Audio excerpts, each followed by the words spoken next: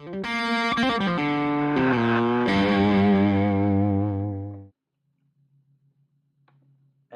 good morning. How's everybody doing today?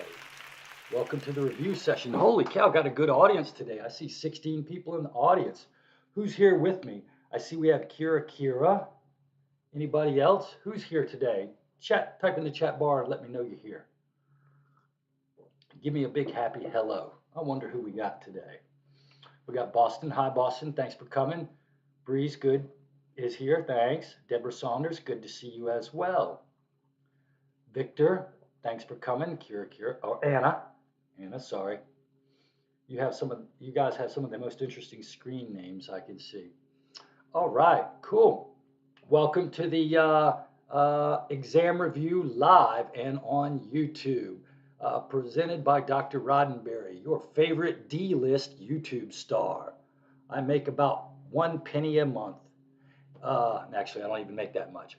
All right, I'm sending a video through the chat bar to you just for your interest. I have students a lot of times don't know what it means to have narcolepsy. A student will be kind of sleepy during the day and they'll say, "Oh, Chris, I have narcolepsy." If you really have seen somebody with narcolepsy, you will know that you do not have narcolepsy. So this is a 10-minute video about D. Dodd. They call him Mr. Sleepy, or they called him Mr. Sleepy. He's dead now. And he has a really bad case of narcolepsy. And he'll just fall out in the middle of the street and just have to sleep for 10 minutes. He wears a soft helmet so he doesn't hurt his head when he dies. It's a really crazy video that demonstrates what narcolepsy is like. If you're interested after class, watch it after class, okay? I think you will find it really, really interesting, okay? All right, so we are looking at the exam review sheet. Let's start with a little bit of general information about the exam. Good morning, good to see you. Thanks for coming. Okay, a couple of things about the exam. It's going to be 45 questions. You get 44 minutes to do it. I've got 6 true and false questions and ordering questions where you have to put things in order or tell me if the statement is true or false. And then the rest are going to be multiple choice questions. So you have 39 multiple choice, 6 true, false, and ordering, and that's a total of 45 questions. We've got 15 questions per chapter. So you'll see we have 15 questions for chapter 1, 15 questions for chapter 2, and 15 questions for chapter 3.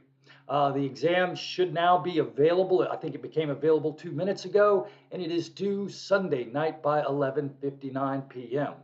Good morning, Amelia and Nayeli, thanks for coming. Does anybody have any questions about the general style of the test? You do have to use the Respondus Lockdown browser. I'm going to see how well it works and whether or not I need to go to the video camera for the next exam.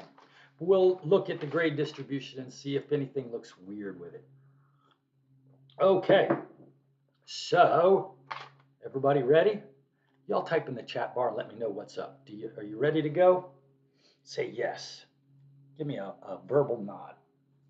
Chapter 1. Okay, there you go. Fantastic. All right, now here's the deal.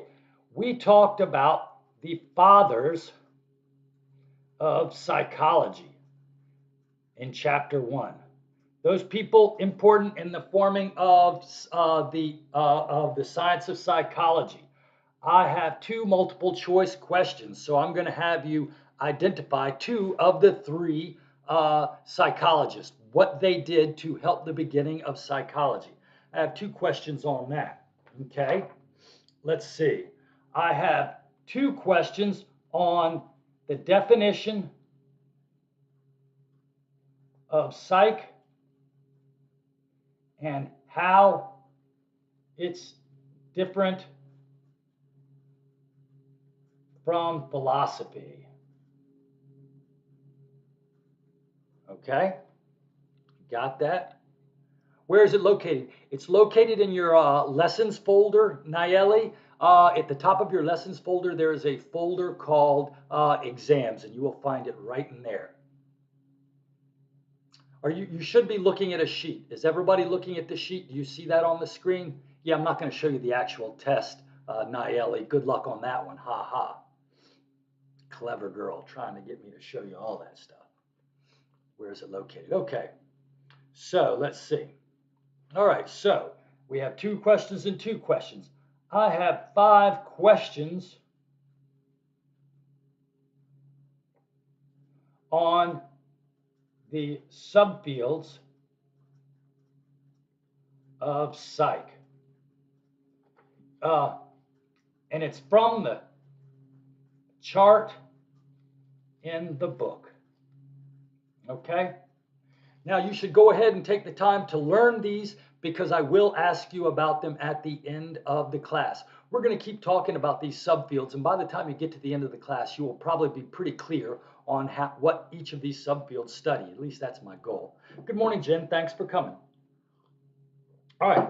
So these are 9 questions about sort of the history and introduction of psychology. I'm not going to ask you about B.F. Skinner, Sigmund Freud, or George Miller because I'm going to ask about them later on in the semester. So there's no reason to ask you twice. Okay, then we have research methods. Still in chapter 1. Put that. You know what? I'm going to call this history. Put a line there. Okay. Okay. 1 question on the difference between a theory and a hypothesis. Remember, a hypothesis is an educated guess. It's a guess about what we should see in the real world if our theory is true. So I want you to know the difference between a theory and a hypothesis. I have 2 questions where you identify the research method. Remember, we had case studies, correlations, and experiments. I want you to know the general differences between what these research methods are generally and what the differences are between them. I'll give you 2 examples and you'll have to identify whether it's a case study, a correlation, or an experiment. 1 question on the difference between positive and negative correlations. If you look in chapter PowerPoint 1B, there's a picture of what they look like and a description of how positive correlations and negative correlations are different. Okay? There's 1 question on ordering the 5 steps in the research process. Research process. Okay? And then, 1 question on identify the example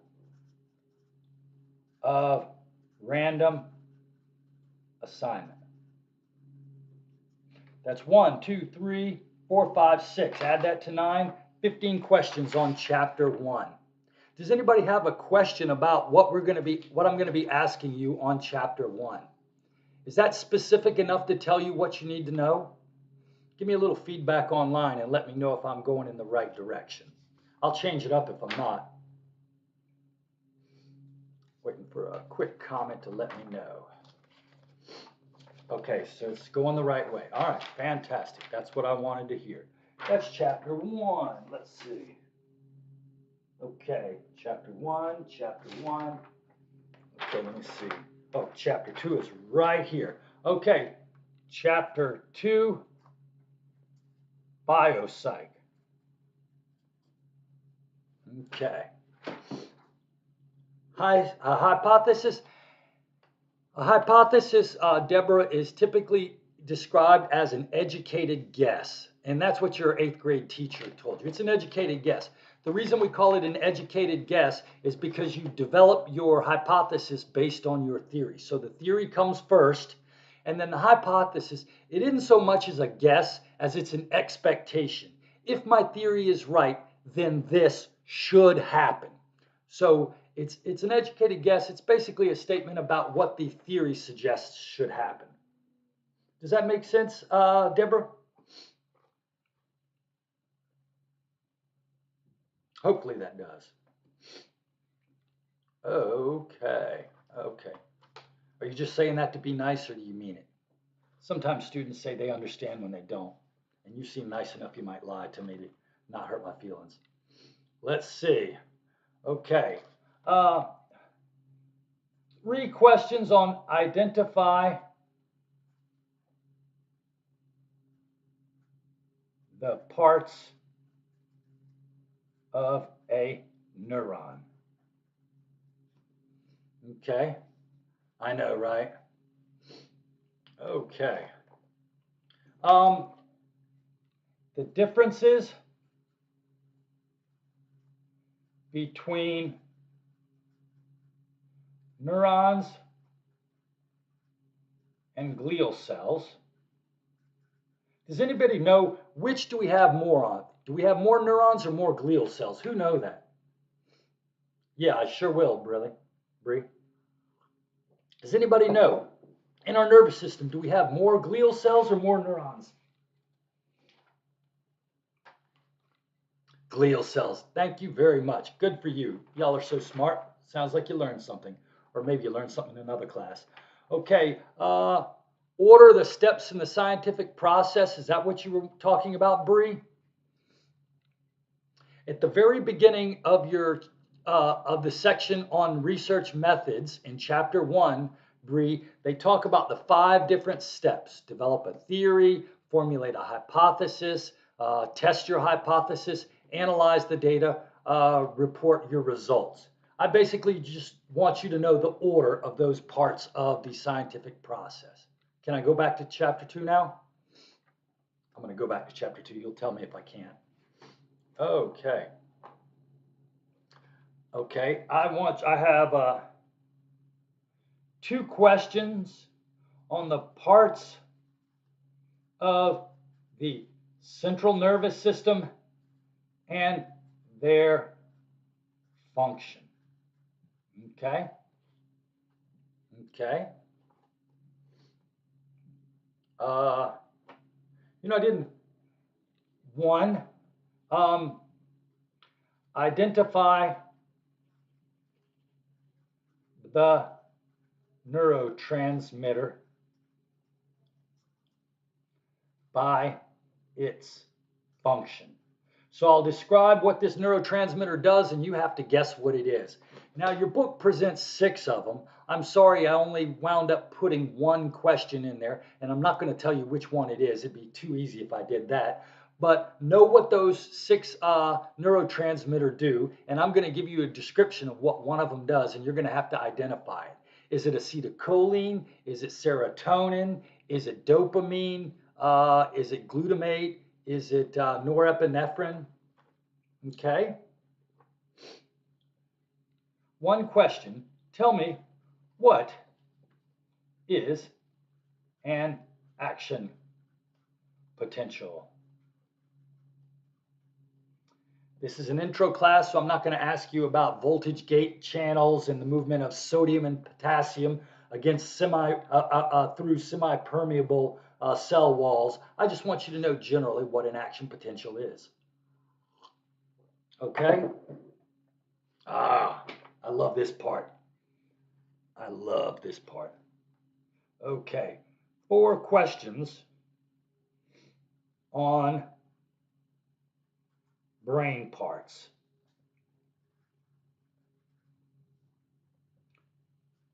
Not the 4 lobes.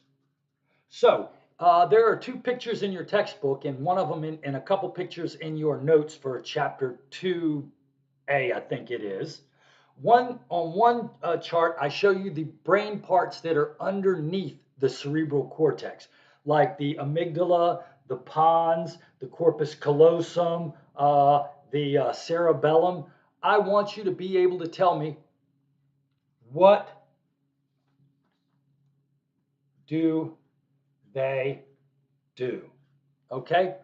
Can anybody tell me what the amygdala is responsible for? What does the amygdala do in your brain? Anybody know? For 10,000 points extra credit in your English class. Emotions. There you go, Amelia. Does anybody know what the corpus callosum does?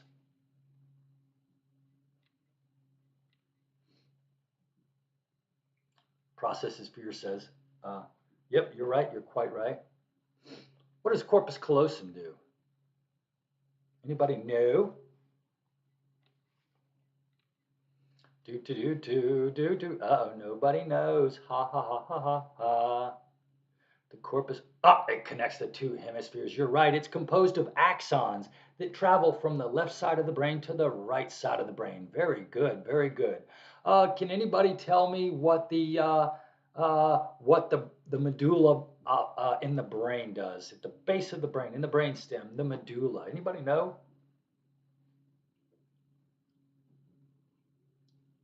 The medulla. Do do do do do do do do do do do. I'm gonna start humming the theme to Jeopardy while I wait for the answer. Da, da, da, da.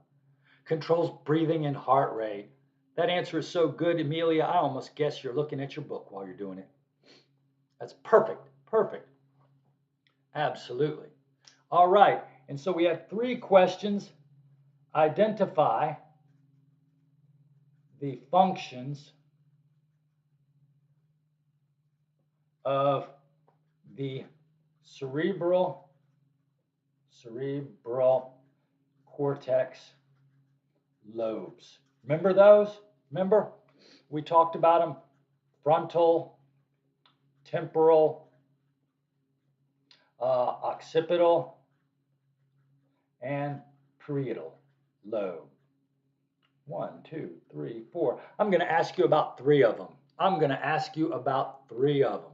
Now, I spent the entire webinar last night talking about the occipital lobe. Our whole lecture was about the occipital lobe. So I'd almost be willing to bet that that will be on the exam. Just a hint. I don't know. It's a guess.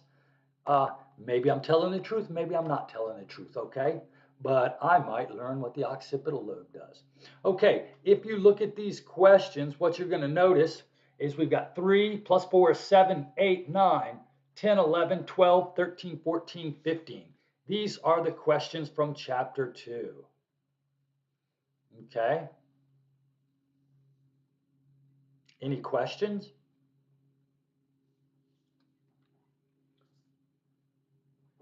Okay, let's see. That's chapter 2. Let's see, chapter 3. Okay, any questions so far? Everybody following along? I haven't lost anybody yet. What part controls breathing and heart rate? The medulla at the very, very base of your brain. The cool thing is, evolutionarily, the brain has grown in size as we moved up the evolutionary ladder. The cool thing is, though, the brain hadn't just gotten bigger. What the brain does when it evolves is it adds new parts. So anything, any behavior, or any behavior that you share with a lizard, also there's a structure in their brain that does that too. So you and a lizard both breathe, so you both have a medulla structure, if you will. You both sleep and wake up, so you have that pond structure in your brain. Now, there's some things you can't do. So if you look at the human brain, you'll see the human brain has a frontal lobe, parietal lobes. It actually has a cerebral cortex, whereas your lizard doesn't have that structure. And so as we've evolved, the brain actually just grows more structures that allows it to do more and more things. Who knows what our brain will be able to do in 40,000 more years. Okay, let's go back to the PowerPoint. Chapter 3. Sleeping and dreaming.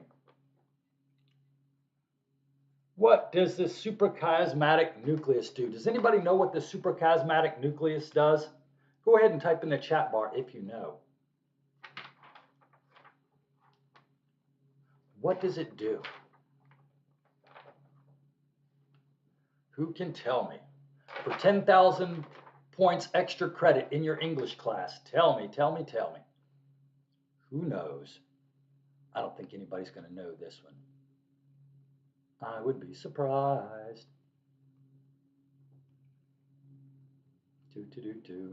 Nope, nobody's going to know. So communicates. Oh, that's no. You just guessed that, Nayeli. Funny. Ha ha ha. It controls the circadian rhythm. Absolutely. Human beings have a 24-hour of sleeping and waking, and it's pretty dadgum rhythmic and predictable. We always sleep at night. We're always awake during the day, unless we're forced to be awake at night, right? Human beings. And we sleep at night and stay up during the day. And in fact, your body rhythms change during the day. You get more aroused and different parts of your body become active. And then those body parts get deactivated at night when you go to sleep. Now, your suprachiasmatic nucleus is a little bitty group of neurons that you will find in the hypothalamus, right there by the hypothalamus. Okay, and there is actually a set of nerves that go from your. Check this out. You've actually got neurons that go from your eyeball, where you see the daylight. You know, you see daylight with your eyes. A few of your neurons go from each eye to this little bitty brain structure. And as long as it's daylight outside and light is coming in through your eyes, this connection to your suprachiasmatic nucleus turns your suprachiasmatic nucleus off. But when the sun goes down and it gets dark outside and you don't have any light coming in your eyes, and that information, that light is not activating, not coming into your retina, your suprachiasmatic nucleus switches on. So your eyeballs turn the light coming from your eyeballs turns your suprachiasmatic nucleus off. When you go to sleep at night, it turns that suprachiasmatic nucleus on. Now, if you were to cut those wires between your eye and your suprachiasmatic nucleus, you would still stay in a 24-hour cycle of sleeping and waking, but it would slowly shift a little bit away from the time of day. And you might have trouble sleeping during the night, and you might be the kind of person that sleeps during the day. Does that make sense? But you would still have a cycle of sleeping and waking that was about 24 hours. They did this really cool experiment one time where they took a bunch of people and put them in a cave underground so there was no light. They took all the clocks, they took all the TVs, they made it so that the people could absolutely not tell what time of day it was. And then they told them just to live for a while. And they measured when the people went to sleep and when they woke up. And it turns out even without light, as long as your suprachiasmatic nucleus is intact, you will keep sleeping on a predictable 24, actually it's a little longer than 24 hours. Your cycle spreads out a little bit, and that's what causes it to shift off of the daytime. But you will still have a cycle of sleep. On the other hand, we don't do this to humans experimentally, but if I was to go in and destroy your suprachiasmatic nucleus, you would lose your 24-hour cycle altogether. You would sleep at really random times, you would wake up at random times, and you would have no cyclical, no circadian rhythm. Does that make sense to everybody? I think I said that in the lecture, but maybe I didn't. I hope I did. Okay, so your suprachiasmatic nucleus turns you on and off on a 24-hour cycle, and to keep you tied to the right time of day, that suprachiasmatic nucleus gets information from your eye. This isn't on your exam, but it's called the retinohypothalamic tract. It goes from your retino to your hypothalamus, and it's a tract, so it carries information to your suprachiasmatic nucleus. Does everybody understand that? The difference between cutting off communication to the suprachiasmatic nucleus and destroying it altogether? Give me a little feedback in the chat bar if you could. Okay, cool. Okay, I have, let's see. I have 3 questions on the stages of sleep. Okay, 3 questions. There's stage 1, pre-sleep. You look asleep, but you're not really asleep. Stage 2, which is light sleep. It's true sleep, easy to wake up. We spend some of our time in stage 3 and 4, which are deep sleep. Really hard to wake up. And then we have REM sleep. So this is deep sleep when we dream. Okay? Oh, shit. Sorry about that, duh. Thanks, Lawrence. So we have 3 questions on the stages of sleep. There's actually 1, 2, 3, 4. I'm going to ask you about 3 of these stages of sleep. Did you know we spend about 50% of our time in light sleep during the night? You spend about 60%, 50% of your time during your sleep cycle in light sleep. You're easy to wake up. Did you know that deep sleep disappears in your 50s? In our 50s, we stop getting into deep sleep. And that's why your grandparents probably have sleep problems, because they're easy to wake up now. They don't get into deep sleep. And in REM sleep, we do most of our dreaming. You know what? People actually do dream during, funny comment, who knows? Now, actually, we do dream in non-REM sleep, but we do most of our dreaming in REM sleep. And if you've ever had one of those scary chili burrito dreams that scares the hell out of you and makes you check the windows and doors in the house, I guarantee you that dream was a REM dream. It turns out that though we dream in non-REM sleep, our REM dreams are more vivid, more visual, and they are scary. And you know what? I'll give you another tidbit. Yes, stage 3 and stage 4 are both deep sleep. They differentiate, and honestly, I don't know enough about sleep to know why they differentiate, but they differentiate 3 and 4 by the amount of slow wave by delta wave activities in your brain. Stage 3, less than 50% of brain activity is delta waves. Stage 4, more than 50%. And like I said, I'm not sure why they differentiate. Both of these are deep sleep. Actually, good question. Boston. Oh, excuse me. I'm sorry. I screwed up again, Lawrence. Stage 3, less than 50% of brain delivery activity is delta waves. And stage 4, more than 50% is delta waves. Does anybody know how we measure the different types of electrical activity in the brain? What tool do we use? I'll answer your question in just a second, Boston. Does anybody know what sleep tool? Look at that. Congratulations, you are so good. We use an EEG machine.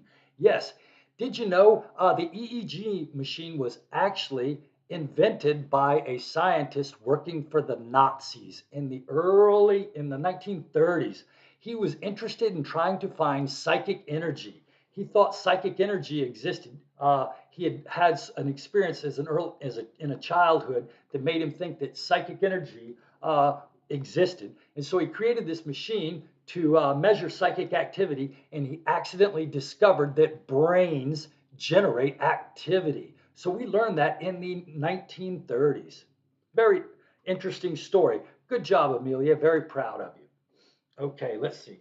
All right, so let's see. Okay, so I have 1 question, 3 questions of stages of sleep. So that's 4 questions. Oh, Boston Rinaldi asks about sleep paralysis. It actually doesn't happen during deep sleep. Boston, very interesting. When we dream at night, you know how you have all those people are chasing you in your dreams, or people are attacking you and you want to fight them off? Well, your brain is super duper active when you're dreaming at night. Actually, it's as active as when you are awake. And all these different parts of your brain that control your body parts are being activated. And if you weren't paralyzed during dream sleep, during REM sleep, you would thrash about and fight and kick people and hurt people. So, when we go into REM sleep, as we shift into REM sleep, this part of our brain at the base of our brain called the pons, P-O-N-S, it actually has a little spot in, I think it's called the locus ceruleus, the blue spot. And what that is that's a little neural connection that actually, in a sense, paralyzes your body so that you can't thrash around while you're sleeping. All right? Now, what happens is sometimes people wake up in the middle of the dream and it takes a second for their locus ceruleus to stop. And so you get the experience of being paralyzed because you're waking up out of REM sleep. Does that make sense, Boston?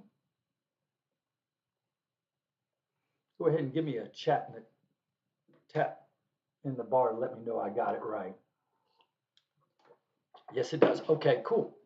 Now, in another ironic twist, a lot of students think that sleepwalking and sleep talking is a product of our dreams. So maybe you're dreaming about something and you're talking about it. Right. You know what? Usually two or three students will talk to me about that. I've never had that experience, but it's fairly common, I think. And I'd like to see what it's like one time because it sounds pretty crazy. Now, here's an interesting thing. Most people think that we sleepwalk and sleep talk because we're dreaming about things that make us want to walk and dreaming about things that make us want to talk. Do you know that sleepwalking and sleep talking are actually products of in deep sleep? They occur in deep sleep is when sleepwalking and sleep talking occurs. And sleepwalking and sleep talking are actually they're more common in childhood. They do happen enough. Now, there's this other thing called night terrors. Has anybody ever seen a child have a night terror before? Do you know what a night terror is? Anybody? No. Could I go back to the last page? Absolutely. A night terror is kind of like a sleeping panic attack. So what happened to me when my oldest child was 3 years old? That's the first time we had one. He had one. He didn't have very many. I think he had a couple. He just woke up screaming and yelling in the middle of the night, sat up in his bed. My wife and I, we ran into the room to see what was happening. My son was sitting up in bed with his eyes open, screaming. But we tried to wake him up and he was still asleep. He wouldn't respond to us.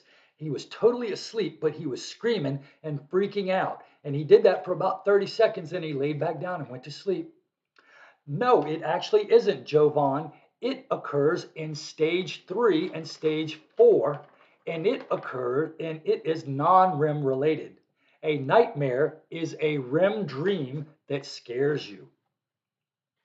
I like to ask this question on the exam because it's an easy way to trip the students up.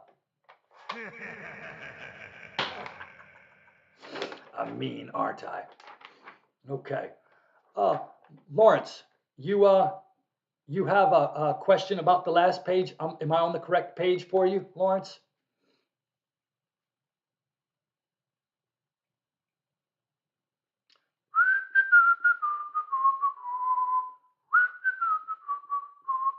Okay.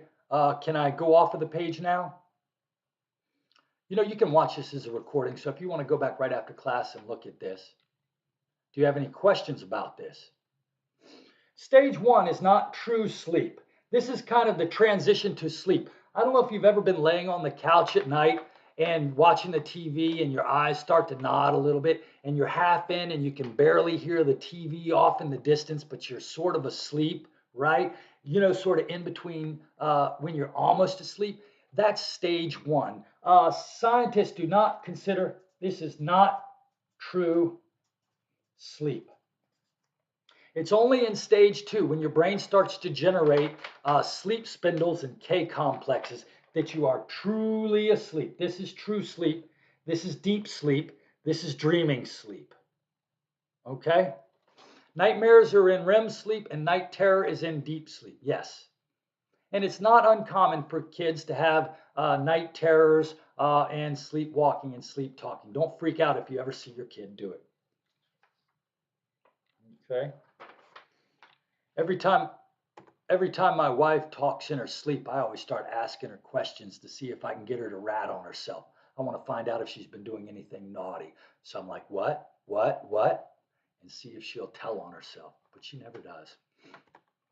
Okay. All right. So I'm going to ask you to identify 3 different sleep disorders: sleep apnea, sleepwalking, and narcolepsy. Now, I put a video in the chat bar. I'm going to put it again. I'm telling you, you have to watch this video. It will flip you out. It is so crazy. Most people have never really seen what narcolepsy really is, but when you see it, it's shocking and amazing. What happens is people's brain don't cycle through the 4 stages at night, okay?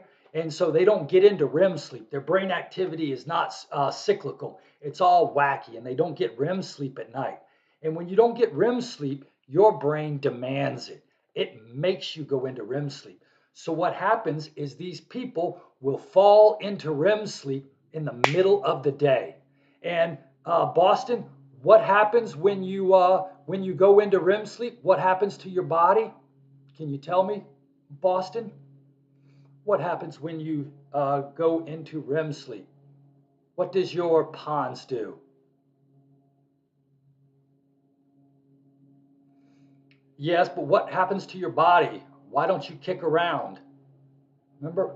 Sleep paralysis. Yes, paralysis. Right. So if you're standing up and your body immediately becomes paralyzed, you know what happens? Boom. You just fall right over. And this guy, D Dog, will be walking down the street and he'll go into REM sleep and fall over right in the middle of the street, and you can't wake him up for 10 minutes. He'll just lay there right in the middle of the street or in the park, or he'll be washing dishes and he'll fall over. He actually has to wear a soft helmet on his head when he's around the house, because when he falls, he sometimes bangs his head and it's very dangerous for him. Okay? Now, the crazy thing about about narcolepsy, what usually triggers it is emotion. If somebody tells you a joke or makes you sad or activates your amygdala, if you have an emotion, that's usually what triggers a narcoleptic episode. So somebody will say something, and D-Dog, Sleepy Man, will find it funny, and boom, he just falls out, and he can't stop it. He'll sleep for 10 or so minutes. He can't live on his own because he can't walk down the street without falling out in the street. He can't go to work. He sure as hell can't drive a car because he might fall asleep while he's driving the car. It's a crazy, crazy disorder, narcolepsy. Sometimes students will say, "Oh, I'm so sleepy and I fall asleep in your class. I have sleep paralysis, Dr. Roddenberry." I'm like, "No, you just didn't get sleep last night and you're snoozing in my class, you lazy student." Okay? Narcolepsy is very striking. When you see it, you will never mistake it for sleep apnea or sleep apnea. Now let me go back to the chart. I'm going to ask you to identify identify 3 sleep disorders based on the description. So I'm going to describe narcolepsy, I'm going to describe sleepwalking, and I'm going to describe sleep apnea. And what I'm going to ask you to do is to tell me what disorder I'm talking about based upon the description. Okay? Okay, we already talked about the 3 stages of sleep. I want you to know the tool used in sheep research. And what did we say that was? Repeat it one more time for me. What is the tool we use to measure brain activity in sleep research? One more time, just to make me happy. EEG, very good, Amelia. Okay, now I then have some more. So we talked about sleep. That's specifically the questions related to sleep. But chapter 3 covers sleep, one type of consciousness, and it also talks about 3 other types of consciousness that we talk about. We talk about flow, meditation, and hypnosis, right? So these are three ways in which our level of conscious activity changes. Have any of you ever been hypnotized before? Anybody ever been hypnotized before? You know, being hypnotized is what made me decide to become a psychologist. When I was in eighth grade, I went to a science camp at Appalachian State University, and my psychology teacher hypnotized the whole class. And it was the craziest thing I'd ever felt. And whatever he told me I was experiencing, I felt it. He told me to put my hands together and then told me, I've tied a rope around your hands. Try to pull them apart. And trying as hard as I I couldn't pull my hands apart. And when I woke up from hypnosis, I was like, wow, this is the field for me. I want to learn all about hypnosis. So hypnosis is one form of altered consciousness. And you can get hypnotized, sometimes comedians will do them and then make people do funny things while they're under hypnosis. Now, if you look in the PowerPoint in chapter, I think it's 3A, it's going to talk about different ideas of what hypnosis is. Some people think it's real, a real altered state of consciousness, and other people think that what you're really doing is you're just going along, playing along with the researcher, and you're not really in a different state of consciousness. Some people may think that, but in my opinion, I felt like I was in a completely different state of consciousness. And so you might want to know those two theories. And then sometimes they try to use hypnotic suggestions to change people's behavior. So what they might do is they might hypnotize you and then say, you do not smoke. You hate cigarettes. You will not smoke. And then they hope that that suggestion will last when you wake up and you'll be able to quit smoking. Turns out post-hypnotic suggestions don't really work that well. However, there is some research to suggest that hypnosis can be useful in treating people's pain.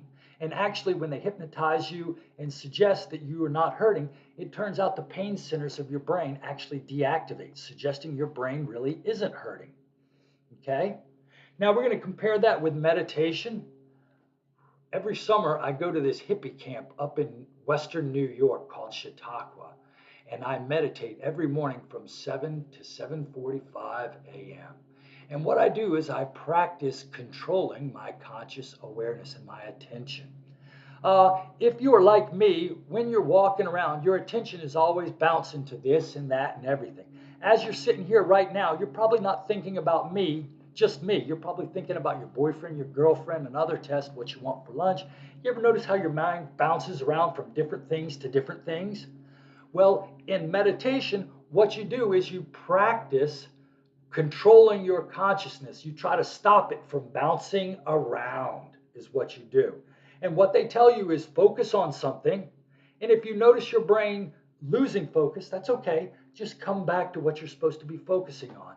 And they'll have you focus on your nose sometimes. They might light a candle and have you focus on the candle. They might have you focus on a picture. And the idea is just for you to practice paying attention to something without losing focus.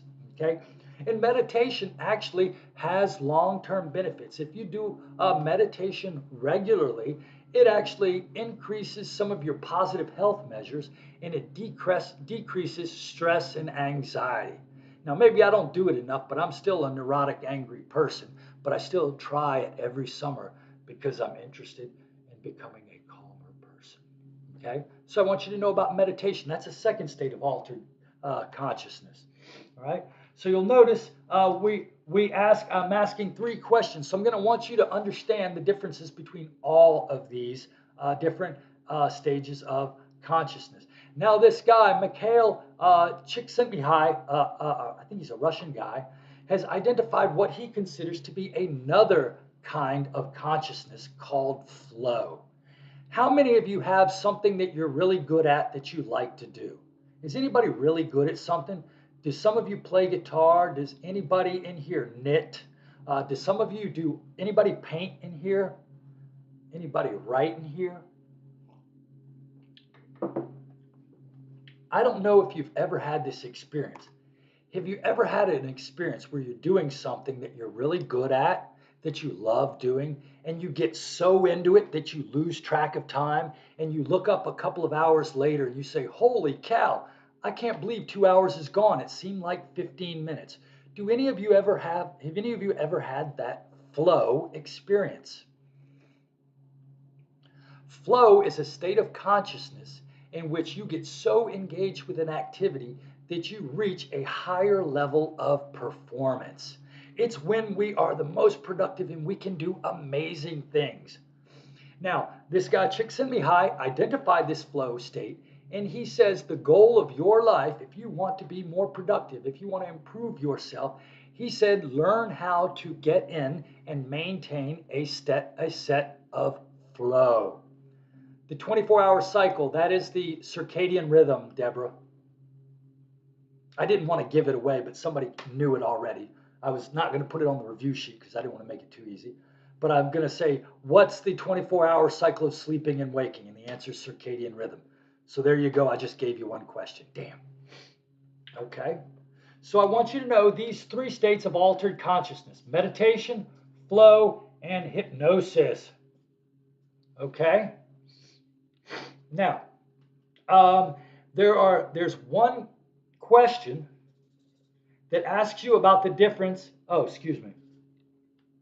There's one question that asks you about the difference between inattentional blindness and change blindness. These are two ways in which we sometimes miss out on things that are in our environment. Do you folks check this out? I'm going to show you something really cool. Please give me a couple of seconds to do this. I think it's this. Nope, it's not that. Yeah, it is. Yeah, it is. Hold on. There it is right there. Okay, check this out. I'm going to see how good you folks are at paying attention, okay? I'm going to see how good you are at paying attention. Let me copy this. Okay. Uh-oh. I'm going to copy this. Let's play a short game and see how good you are at this. Okay. Oh, damn it. Okay. Hold on. Let's see. Can I do this and not screw it up? Let's see if this will go through. Okay. Does this video work? Nope. Damn it. Okay. Never mind. Don't worry about it. I'll show you this one next week. But I want you to know the difference between inattentional blindness and change blindness. Sometimes people will pay attention, will be looking for something so hard that they'll miss something else that's very obvious in their environment, okay? So you're looking for a female and you're focusing on all the females, you are not paying attention to the males that walk in front of you. And sometimes you can miss something obvious like a person that you know. Inattentional blindness is a feature of our attention. Sometimes we pay so much attention to one thing that we don't see other things. And then change blindness, the crazy thing is sometimes if you change our environment, people don't pay attention to the things in their environment, and you can change things and people won't notice it. So in this crazy experiment, they have somebody come up and ask for directions. And while they're asking directions to a person, somebody will come between them carrying a big sheet of plywood. And what they'll do is they'll do a person switch as the plywood goes in front. And what they want to see is, does the person know that the person who's asking them questions has changed? And about half the time, people don't know when they switch people in the middle of a conversation. That's called change blindness. And I'm going to give you an example of one of those, and you're going to have to identify either inattentional blindness or change blindness. I want you to know consciousness. Nobody really knows exactly what it is, and nobody knows exactly where it is in the brain. But it appears that you can think of consciousness as being the product of whatever part of your brain is active at any given time. If your occipital lobe is active, then your conscious focus is going to be visual. If your auditory cortex is active, then your consciousness is going to be hearing things. And so based upon what part of your brain is active, That's what your consciousness is going to be. And there's a cool experiment that they describe in chapter 3 that demonstrates this concept of the global workspace model. Okay? And then the final question is this idea of contralateral design. Okay? So your brain is designed into a left half. You have a left half of your brain and you have a right half of your brain. Now, the cool thing is during development, as we're developing in our mom's womb, when we're developing in the womb during the prenatal period, this little brain bud that is developing, that's going to become your nervous system, I forget if it's 13 or 14 weeks of pregnancy, your brain actually twists as it grows. It spins completely around. And what happens is that causes your brain to develop this contralateral design where the left side of your brain controls the right side of your body. And the right side of your brain controls the left side of your body. This is called the contralateral design of the brain. Oh, it did work? Okay, cool. Now, here's the deal. I don't know if any of you have ever met somebody who has a stroke, but sometimes when people have a stroke, depending upon the stroke, people usually lose the function in one half of their body, but not their whole body. So I have a friend that had a stroke last week, and he lost his ability. He can't see things. The stroke occurred in his right occipital lobe, and he can't see anything on the left side of his field of vision down here low. He actually is blind. He can't see anything to that. Now, he's also got strokes in the other parts of his right half of his brain, so he has trouble moving his left arm, and he has trouble moving his left leg. So the damage occurred to the right side of the brain, it affects the left side of the body. If damage occurs to the left side of the brain, it's going to affect the right side of the body. Does that make sense? Now, here's the crazy thing. You can actually, just like the left side of your brain controls your right body and your right side of your brain controls your left side of your body, you can think of your visual field as part of your body. And it's divided into a left hemifield and a right hemifield. The right side of your brain sees the left side of your visual field, and the left side of your brain sees the right side of your visual field. So I want you to understand this contralateral design of the brain. Okay, you know what? I hate to say this. I've used 52 minutes. I did not mean to spend this much time. I was hoping to be a little bit quicker, but I talked too much. Does anybody have any last-minute questions before I close this broadcast out? Do you all feel prepared for this exam?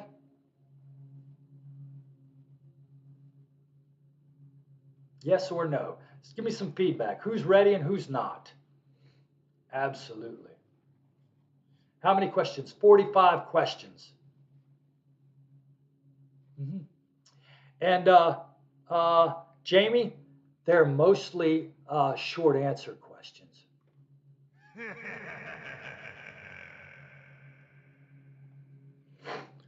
Actually, I'm just kidding. I'm not doing that. I just wanted to play my evil laugh again.